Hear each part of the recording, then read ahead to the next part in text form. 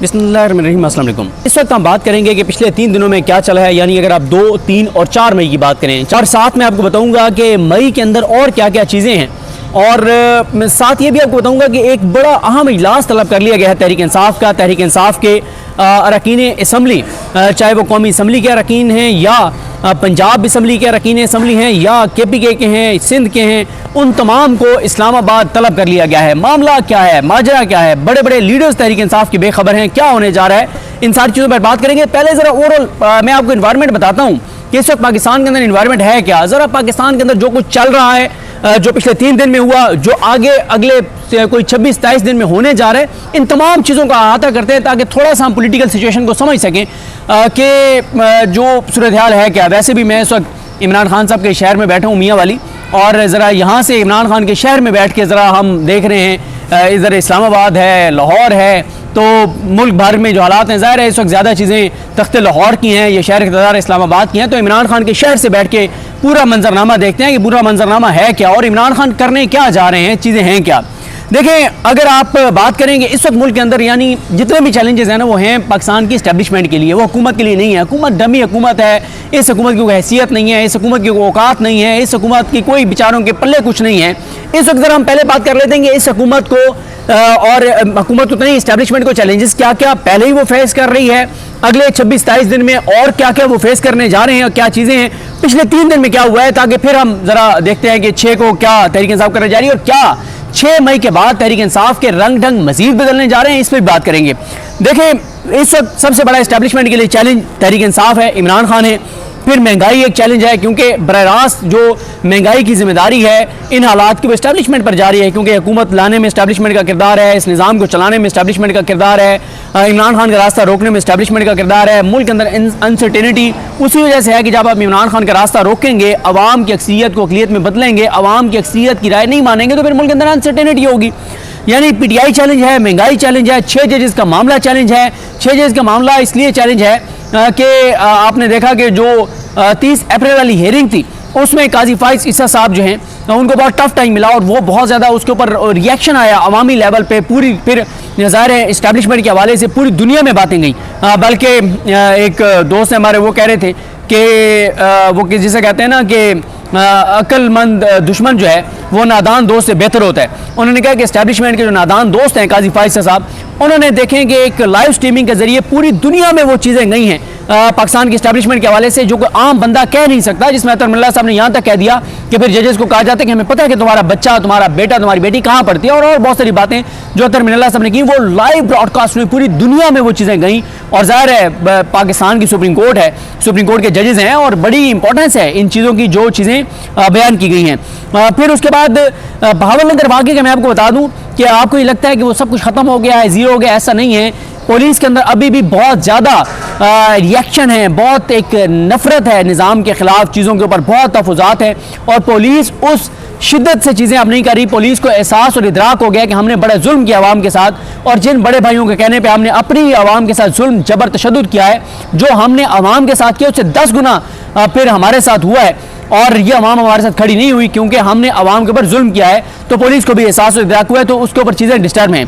फिर KP की हुकूमत आपको पता है ये बड़ा चैलेंज बनी हुई है। असद कैसर साहब ने भी अब वो उन्होंने तायद की है अली मीन गंडापुर साहब की, जो मैंने लास्ट वीडियो में बताया, अली मीन गंडापुर साहब सख्त बयान दे रहे हैं। फिर किसानों वाला इशू बहुत संगीन इशू है, बहुत संजीदा इशू है, बहुत बड़ा चैलेंज है। जमात इस्लामी उनके साथ खड़ी है, तहरीक इंसाफ उनके साथ खड़ी है। यहाँ पर ये भी बता दूँ, मैंने एक ट्वीट किया था कि PTI असम्बली के अंदर बात कर रही है, शेख वकास अकरम साहब या मलिक अहमद खान बच्चर साहब अपोजिशन लीडर जो हैं वो पंजाब असम्बली के अंदर बात कर रहे हैं, लेकिन PTI ने सड़कों पर आने का उस तरह से ऐलान नहीं किया किसानों के साथ। उस पर रऊफ हसन साहब को मुझे कॉल आई थी, उन्होंने मुझे बताया कि किसानों ने खुद हमें रोका है, मना किया किसानों ने कि आप बराए मेहरबानी हमारे साथ सड़कों पर आने का ऐलान ना करें, हम अपनी मूवमेंट को पोलिटिसाइज नहीं करना चाहते।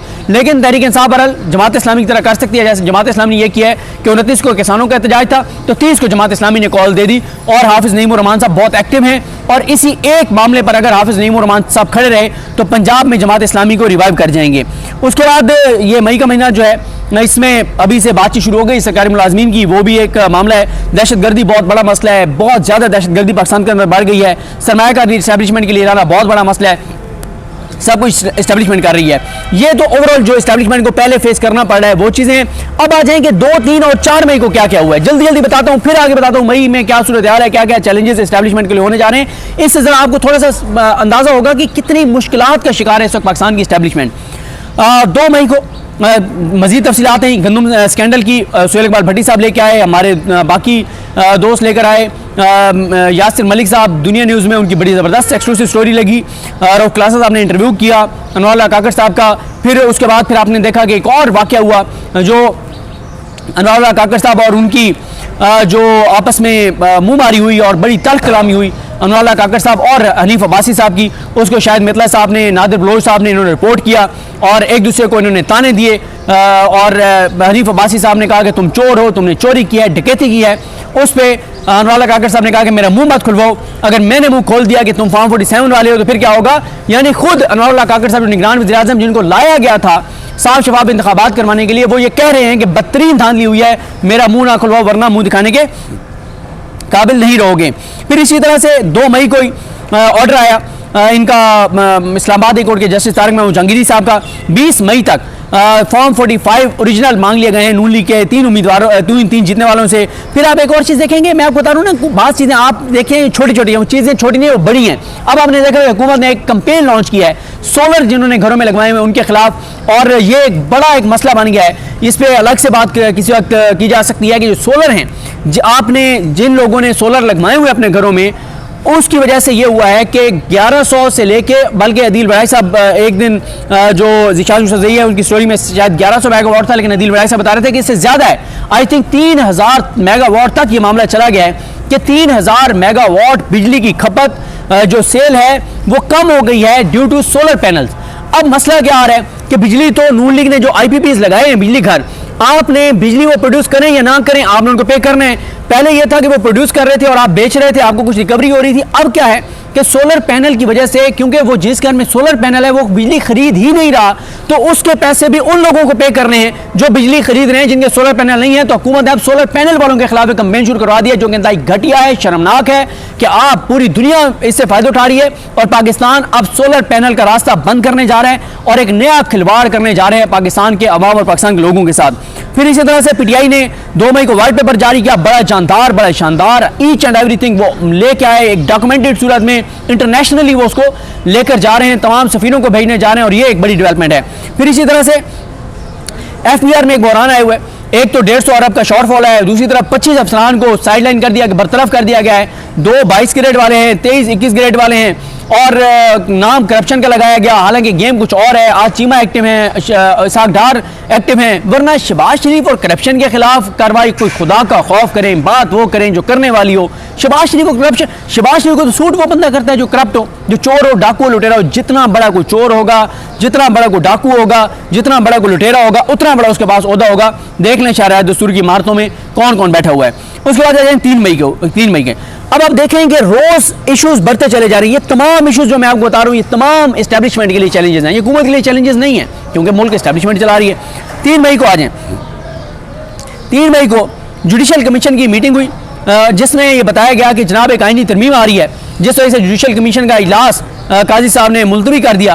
अब आप अंदाजा लगाएं कि काजी साहब के पास जो उन्होंने कमेटी बनाई थी मंसूर अली शाह साहब की और मंजूर मलिक साहब की, 4 माह से उनकी सजेशंस आई पड़ी थी। काजी साहब ने जुडिशल कमीशन का इजलास नहीं बुलाया, उस वक्त इजलास बुलाया जब नून लीग आईनी तरमीम तकरीबन तैयार कर चुकी है। बड़ी हैरानगी की बात है, अब नून लीग आईनी तरमीम लेके आ रही है। वो एक मामला है, 100 जज फारिग करने जा रहे हैं हाई कोर्ट के, ये 100 जज, और चुन चुन के जो वकील जो हैं वो जज बनाए जाएंगे। अगले 30-40 साल का प्लान है इनका राज करने का और तमाम जजेस को निकाल दिया जाएगा और काजी साहब और नून लीग अपनी मर्जी के 100 जजेस हाई कोर्ट में लाएंगे। ये मंसूबा बताया जा रहा है कि है। तहरीक इंसाफ अगर इसमें रुकावट ना बनी, आज तहरीक इंसाफ का एक रद्द अमल आया है, उसको देखते हैं वो क्या है, लेकिन तहरीक इंसाफ ना बनी तो 100 जजेस फारिग होने जा रहे हैं हाई कोर्ट्स के। और वजह यह है कि चाबी वाले खिलौने, सारे चाबी वाले खिलौने लाने हैं जो चाबी वाले खिलौने लेट के सारा कुछ करें और 30-40 साल तक ये निज़ाम इसी तरह से तबाही और बर्बादी का शिकार रहे। 3 मई को ही आर्मी चीफ का खिताब आया जिसमें उन्होंने कहा कि हमें अपनी आईनी हदूद का पता है, बाकी भी अपनी आईनी हदूद में रहें और ये वो सारा कुछ। फिर इसी तरह से 3 मई को ही हुआ कि बाबर सत्तार साहब ने, जो उनको कहा गया था कि आप दरखास्तें वापस कर दें, उन्होंने वापस जो उन्होंने कहा हम दरखास्त अपनी वापस लेते हैं, IB ने वो नहीं की। उस ऑर्डर पे भी बात होगी, तफसील से होगी कि वो ऑर्डर, अब इनका इंतजार है, इनको बड़ा इस वक्त टेंशन है। जो बाबर स्टार साहब ऑडियो लीक्स केस है उसमें बहुत मामला संजीदा हो गया है। फिर इसी